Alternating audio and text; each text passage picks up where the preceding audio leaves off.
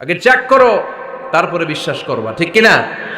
তাহলে এখন থেকে একটা কিছু শুনলে বিশ্বাস করবেন। একজন এসে বলল, ভাইজান আপনার মেয়েরে দেখলাম আরেক ছেলের সাথে বাজারে ঘোরাফেরা করে, ওই রমনার বটমূলে দেখলাম আপনার মেয়ে আরেক ছেলেরে নিয়ে ফষ্টি নষ্টি করে, লোকের কথা বিশ্বাস করে বাসায় যে মেয়ের চুলের মধ্যে ধরে মাইর, আইজো মার কাইলো মাইর। এরকম হইতে পারে না?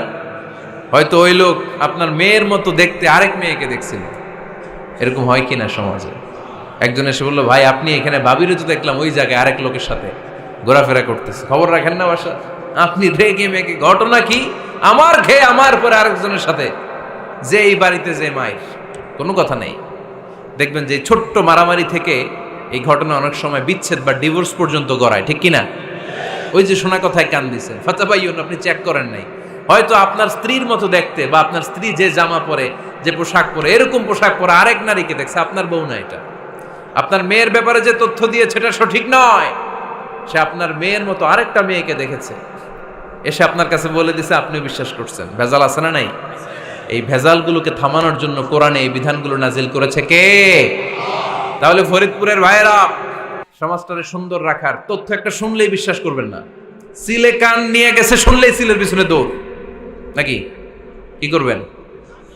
আগে কানে হাত দিয়ে একটু দেখবো কান দুইটা আছে না নাই, তারপরে চিলের পিছনে দৌড়াবো। তাহলে এখন থেকে আমরা তথ্য একটা শুনলে বিশ্বাস করব।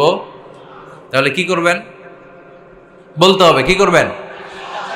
যাচাই বাছাই, জাস্টিফিকেশন অফ দ্য নিউজ। কোন নিউজ জাস্টিফিকেশন ছাড়া আমরা প্রচার করব, বিশ্বাস করব, শেয়ার করব না। আল্লাহ বললেন, ইয়া আইয়ুহাল্লাযীনা আমানু লা ইয়াসখার কওমুম মিন কওম। ওহে আমার ঈমানদার বান্দারা, শোনো শোনো, খবরদার কখনো কোনো মুমিন বান্দারে ঠাট্টা করো না, অবজ্ঞা করো না, ঠাট্টা করো না। তার মনে কষ্ট হয় এমন কোনো কথা তারে বলো না। Never scoff of anybody. কাউকে নিয়ে ঠাট্টা করবেন না, তার দেহ নিয়ে, তার আকৃতি নিয়ে, তার বংশ নিয়ে। এক লোকের বাবা ছিল চোর, কিন্তু তার ছেলে অনেক ভালো। আপনি কি তারা বলতে পারবেন তুই চোরের ঘরের চোর? বলতে পারবেন? চুরি করছে বাবা, ওর কি দোষ? কথা বলেন। এগুলো কবিরা গুনাহ। আওয়াজ করে বলেন তো, কি গুনাহ? কবিরা গুনাহ। কারো আকৃতি নিয়ে, আমার ফরিদপুরের কলিজার টুকরা যুবক ভাইরা, কারো আকৃতি নিয়ে কখনো অবজ্ঞা করবে না, তুচ্ছ জ্ঞান করবে না। এটা কবিরা গুনাহ, এটা আল্লাহ খুব অপছন্দ করেন। এর কারণ আকৃতিটা আমাদের হাতে নাই। আমাদের কারো নাক লম্বা, কারো খাটো, আমরা কেউ কালো, কেউ সাদা, আমরা কেউ স্মার্ট, কেউ অন্যরকম। তো এই যে আমাদের এক এক ধরনের আকৃতি, এটা কি আমি বানাইছি?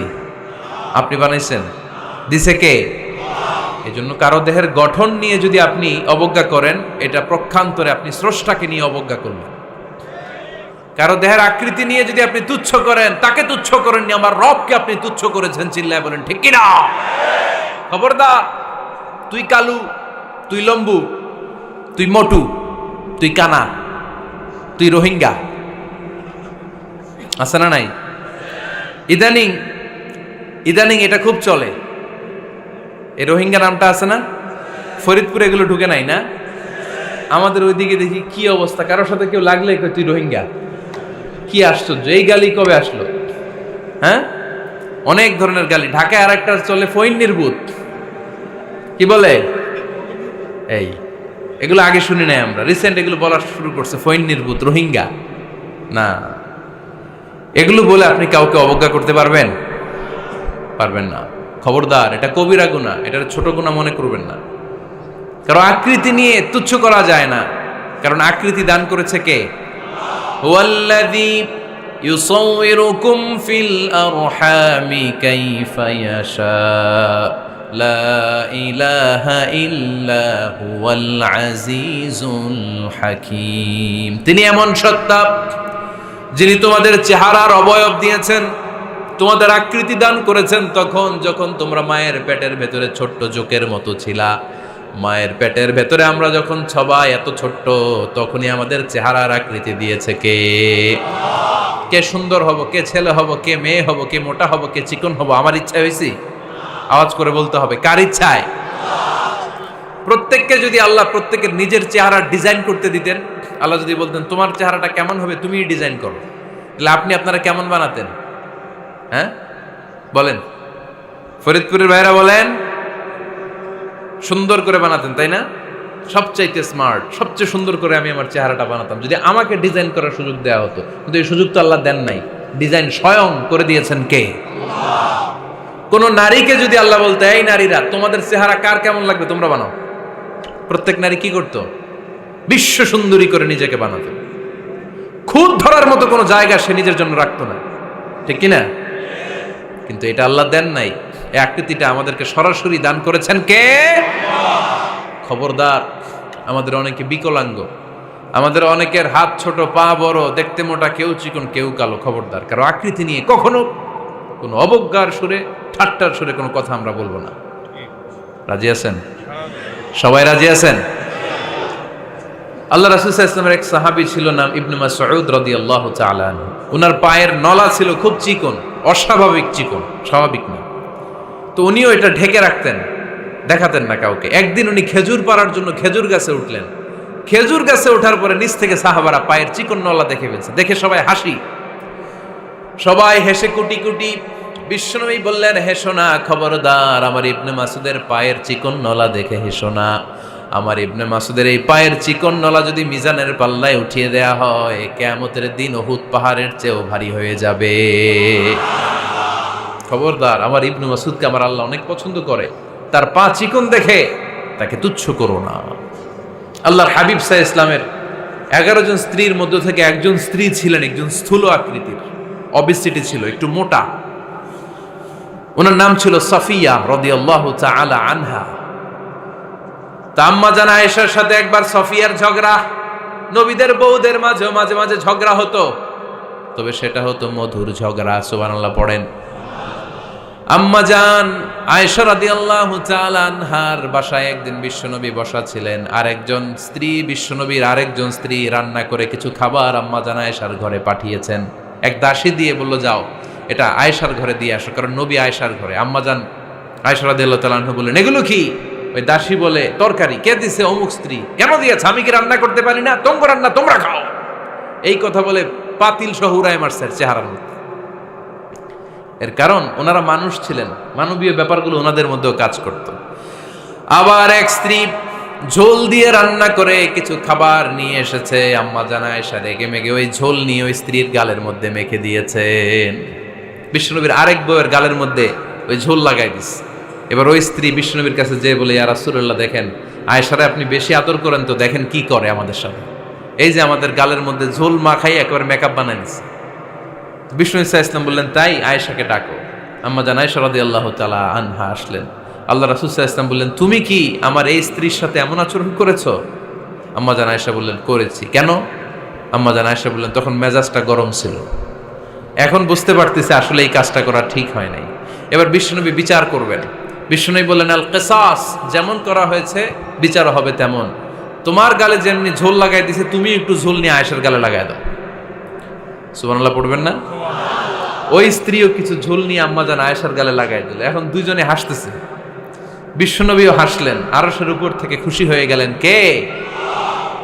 তো স্ত্রীদের মধ্যে মাঝে মাঝে এটা ঘটতো। সাফিয়া রাদিয়াল্লাহু তাআলা আনহা ছিলেন একটু মোটা। আম্মা জান আয়েশা বললেন, ইয়া রাসূলুল্লাহ, দেখেন আপনার মুটি বউ, আপনার মুটকি বউ, এই মুটি বউ বলে একদিন একটা গালির মতো দিয়ে ফেলছে। আল্লাহ রাসূল সাল্লাল্লাহু আলাইহি ওয়াসাল্লাম রেগে গেলেন, বললেন, আয়েশা এটা কেমন কথা? তুমি বললা মুটি, আমার সাফিয়ারে তুমি মুটি বলে গালে দিলা রে আয়েশা। ইয়া আয়েশা লাকাদ কুলতি লা কালিমা লাউ মুজিজাত বিমাইল বাহরি লামাজাজাতহু। এমন একটা মন্তব্য তুমি সাফিয়ার ব্যাপারে করে ফেলেছো রে আয়েশা, এই কথাটা যদি সাগরের নীল পানির মধ্যে ছেড়ে দেয়া হয়, এই কথার পঙ্কিলতার কারণে, এই কথার কর্দমাক্ততার কারণে, এই কথার পঙ্কিলতার কারণে সাগরের সব পানিগুলো মুহূর্তের মধ্যে কালো হয়ে যাবে। এই কথাটা সাগরে ফেলে দিলে সাগরের নীল পানি পুরোটা কালো হয়ে যাবে। আয়েশা, খবরদার, কাউকে তুচ্ছ করে অবজ্ঞা করে কখনো কিছু বলা যাবে না। এই জিহ্বাটা এটা ভয়ঙ্কর একটা অঙ্গ। বেশিরভাগ পাপ এই জিহ্বা দিয়ে হয়। কি দিয়ে হয়? এজন্য সাহাবারা জিহ্বা ধরে মাঝে মাঝে জিহ্বার মধ্যে ব্যাত মারতেন। আর বলতেন জিহ্বা তোর জন্য আমি আটকে যাব কিয়ামতের দিন। আমলিক আলাইকা লিসানাক, নিজের জিহ্বার মালিক নিজে হন। আপনার জিহ্বার মালিক যেন শয়তান না হয়ে যায়।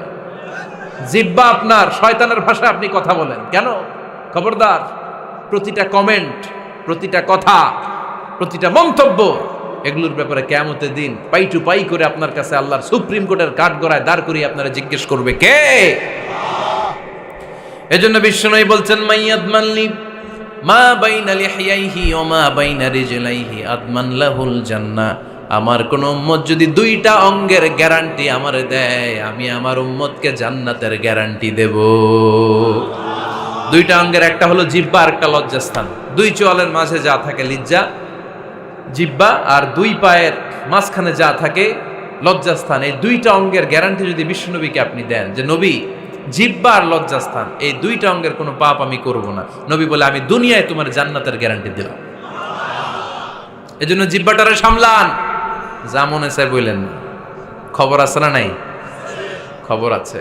মা ইয়ালফিযু মিন কাউলিন ইল্লা লাদাইহি রাকীবুন আতীদ। যা মুখ দিয়ে বের হয় লিখে রাখার জন্য দুইজন ফেরেশতা রেডি করে রেখেছে কে? চিল্লায় বলেন। যতদিন আমরা বেঁচে থাকবো ততদিন থাকবে আমাদের কাঁধে। আমরা মরে যাবো, এই ফেরেশতারা উড়াল দিবে, ঠিক কিনা? দুই কান্দে জি ছিল যে তোমার দুইজনা পাহারা, তোমারে একলা থইয়া পালাইছে তাহারা। তোমার আটকুঠুরি নয় দরজা বন্ধ এবার হলো রে হলো। মুখে আল্লাহ রসুল সবে বলো, ও মুখে আল্লাহ রসুল সবে বলো। দুয়ারে আইসাছে পালকি নাই হরি গাও তোলো রে তোলো। মুখে আল্লাহ রসুল সবে বলো, ঠিক না?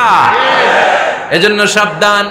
আমলিক আলাইকা লিসানাক, নিজের জিহ্বার মালিক নিজে হন। মন যা চায় মুমিন তখন ইচ্ছা মতো মন মতো কোনো মন্তব্য ছুটতে পারে না। বিশ্বাসী বলে যদি নিজেকে দাবি করেন, নিজের জিহ্বার মালিক নিজে থাকার দরকার আছে না নাই?